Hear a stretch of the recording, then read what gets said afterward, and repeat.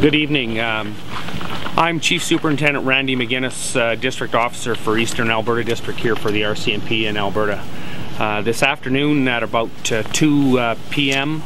RCMP members in the Tofield and Vegreville areas responded to a complaint where a gentleman was threatening to attend another residence with a handgun and kill this gentleman.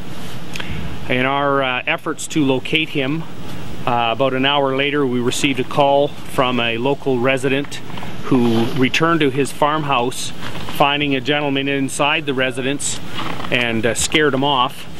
At that time we got a good description of a vehicle that was being used and a description of the suspect, and the suspect description and vehicle description matched the earlier call of the gentleman who was going to go to kill another gentleman.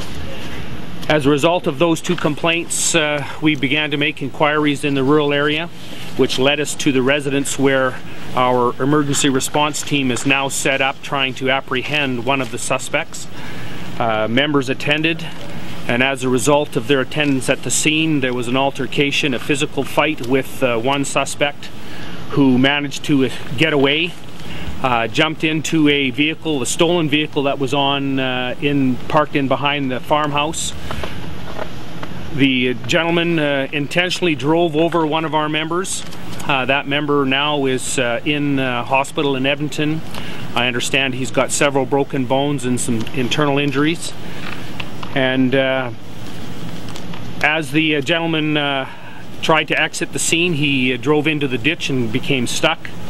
And then a firefight ensued between this gentleman and our members. I can't tell you how many rounds were exchanged, but I do know that this gentleman was armed with a shotgun, a .22 and a .410, as well as a handgun of an unknown caliber. One of our members was shot in the arm. He has been treated and released from hospital, thankfully.